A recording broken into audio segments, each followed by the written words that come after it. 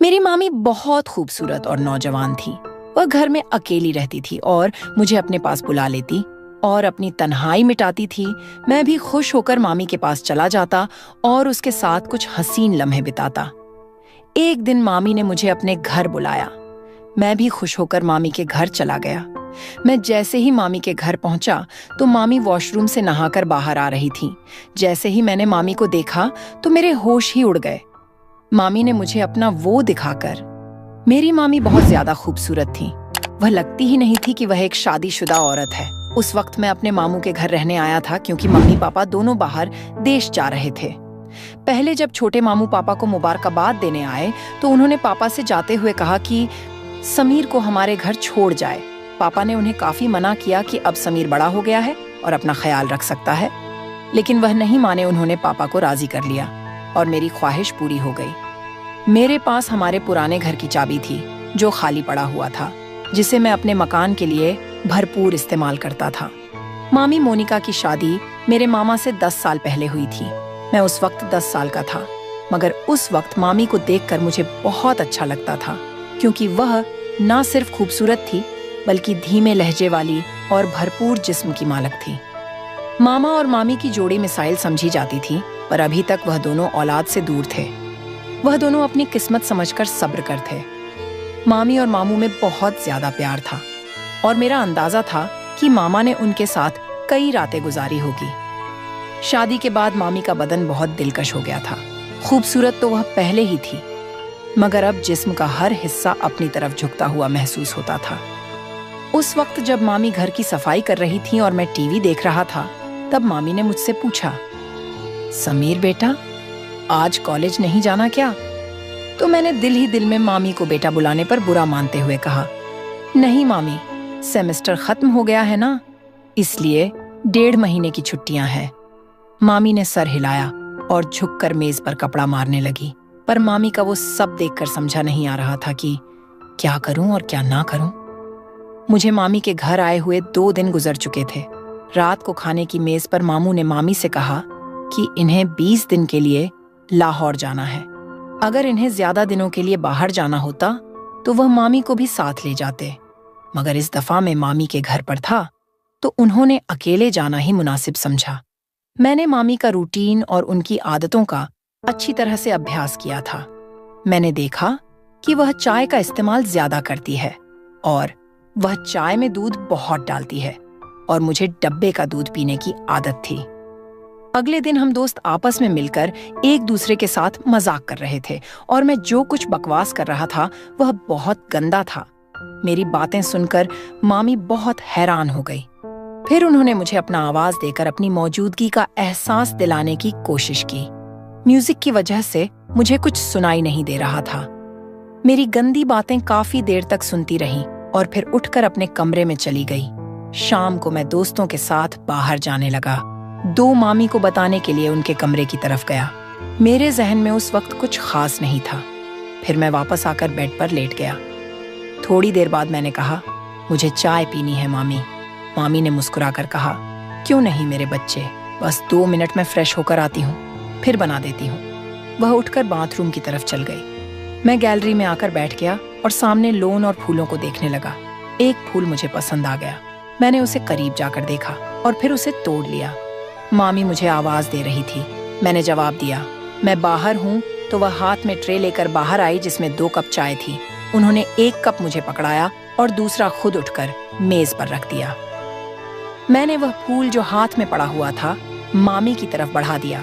मुस्कुराकर फूल मेरे हाथ से ले लिया और कहा, शुक्रिया मेरे बच्चे, मेरे सारे अरमानों पर पानी पड़ गया था। मैंने मामी की तरफ देखा और कहा, मामी बोर नहीं होती आप सारा दिन घर में रह रहकर? मैं तो बोर हो गया हूँ, हम कहीं बाहर घूमने चलते हैं। मामी ने कहा, नहीं समीर, मैं तो तुम्हारे मामा के साथ हर जगह जाती हूँ, लेकिन मैं उनके बगैर कहीं नहीं जाती। मैं खामोश होकर चाय पीने लगा। रात के खाने के बाद मैंने एक मूवी लगाई और बैठकर देखने लगा। मामी भी मेरे पास आकर बैठ गई और मूवी देखने लगी।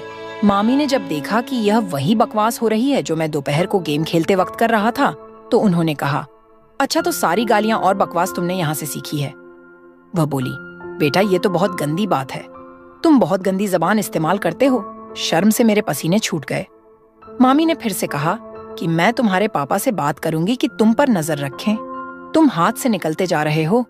मैंने नजर उठाकर देखा और मामी से कहा, गलती हो गई मामी, मुझे माफ कर दे। पर क्या करूं, सभी लड़के इसी तरह की मूवी देखते हैं, मुझे भी उन्हें जवाब देना होता है, तो इस तरह की बातें मुंह से निकलती हैं। मेरी बात सुनकर मामी हंसने लगी और बोली कि डरो मत, मैं किसी से कुछ नहीं कहूंगी। मुझे पता है कि तुम लड़के किस तरह की बातें करते हो।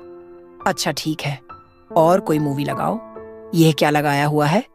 तब जाकर मेरी सांस में सांस आई और मैंने मामी से पूछा कि मामी मैं कौन सी मूवी लगाऊं? उन्होंने कहा कि कोई इंडियन मूवी लगाओ। मैंने कोई इंडियन मूवी लगा दी। मामी मूवी देख रही थी और मैं चोरी चोरी मामी को देख रहा था। मामी ने अपनी एक टांग उठाकर दूसरे टांग पर रखी और सोफे की टेक और बाजू से लगकर आराम से बैठ गई। फिर मैंने भी अपनी एक टांग उठाकर अपनी दूसरी टांग पर रखी। मुझे लगा कि मामी ने मेरी इस हरकत को नोट किया है और उनके चेहरे पर हल्की सी मुस्कुराहट आ गई। मैं भी मामी की तरह दूसरे कोने पर बैठा हुआ था। फिर मामी ने मुस्कुराते हुए अपनी पोजीशन सही की और मैंने भी उनको देखा और सही होकर बैठने में ही बेहतरीन समझी। मामी हंसने लगी और बोली, समीर तुम मेरी नकल उतार रहे हो। मैंने उनकी तरफ देखकर सर हिलाया तो उन्होंने थोड़ा सा गुस्सा करते हुए कहा, तुम मुझे क्यों तंग कर रहे हो? मैंने मुस्कुराकर कहा, आपको तंग करना मुझे अच्छा लगता है। वो बोली, क्यों? मैंने फौरन कहा, कितने दिन हो गए हैं ना, किसी की डांट खाई है ना किसी से जूते, ऊपर से आप बहुत ही बोर हैं। मेरी बात सुनकर उनके माथे पर बल पड़े थे। उन्होंने कहा, समीर क्या मैं वाकई बोर हूं? तो मैंने कहा, पता नहीं अकेला रहकर मेरा क्या होगा। मामी ने मुस्कुराते हुए कहा, तुम्हें मार खानी है तो मैं देती हूँ। वह मुझे कोई मासूम सा शरारती बच्चा समझ रही थी और ये बात मेरे फायदे की थी। शायद इसी तरह की फिजूल बातें करते करते मामी मुझे काफी नजदीक हो गई। जब रात के 11 बजे उनके मोबाइल पर मामू का फोन आया, वह उठकर अपने कमरे में चली गई। मैंने भी थोड़ी देर मूवी देखी और टीवी बंद किया और अपने कमरे की तरफ जाने लगा। तभी मुझे मामी के कमरे से मामी की आवाज आई, यार बहुत मिस कर रही हूँ आपको। पता नहीं कैसे गुजरेंगे ये दिन। पता नहीं दूसरी तरफ से क्या कहा गया, मगर जो बात मामी ने कही थी वह मेरे लिए किसी सरप्राइज से कम नहीं थी। सुबह में जल्दी उठा और फ्रेश होकर किचन की तरफ गया। किचन में कोई नहीं था। मैंने मामी के कमरे की तरफ जाकर देखा तो दरवाजा बंद था, यानी मामी सो रही थी। मैंने किचन में जाकर अपने लिए चाय बनाई और फिर कुछ स्लाइस गर्म करके मेज पर बैठकर नाश्ता करने लगा। मैं नाश्ता कर रहा था, तभी मामी के कमरे का दरवाजा खुला। वह बाहर निकली। मुझे देखकर थोड़ा सा शर्मिंदा होते हुए कहा, रात को नींद नहीं आई, बहुत देर से सोई थी, इसीलिए सुबह जल्दी नहीं उठ सकी। मैंने मुस्कुराकर कहा, कोई बात नहीं, आपको नाश्ता करना है, चलो आज आपका नाश्ता मैं बना देता हूँ। वो बोली, तुम और नाश्ता? वहां क्या बात है? मैंने कहा, फ्रेश होकर आए, मैं नाश्ता बना देता हूँ, फिर बात करेंगे। मामी ने सर हिलाया और मुस्कुराती दोबारा अपने कमरे में चली गई। तो मैंने कहा, मामी आपको नाश्ते में क्या पसंद है? मामी ने कहा, तुम जो भी बनाओगे मैं खुशी से खाऊंगी। मैंने दोबारा सर झुकाया और कहा, जैसे आपकी मर्जी, और मुड़कर किचन की तरफ गया। नाश्ता बनाकर किचन में आया और मामी को आवाज लगाई। मामी हॉल में आई और कुर्सी पर बैठ गई। मैंने कहा, मामी आपका नाश्ता तैयार है, और ट्रे उनके सामने रख दिया। मामी मेरी तरफ देखकर मुस्कुरा रही थी। मामी मेरे सर पर हाथ फेरा और मेरे बालों को खराब कर दिया। मैंने मामी का हाथ पकड़ लिया जो मेरे सर पर था और कहा, मामी आपने मेरे बालों का स्टाइल खराब कर दिया। मामी ने प्यार से मेरे गाल पर एक हल्का सा थप्पड़ लगाया और कहा, कुछ खराब नहीं हुआ, आराम से बैठो और नाश्ता करो। मामी ने नाश्ता किया और कहा कि समीर तुम्हारा बहुत शुक्रिया, चलो हम दोनों पक्की दोस्ती करते हैं। आज बहुत दिनों के बाद मैं इस तरह हंसी हूँ और इतना अच्छा नाश्ता किया है।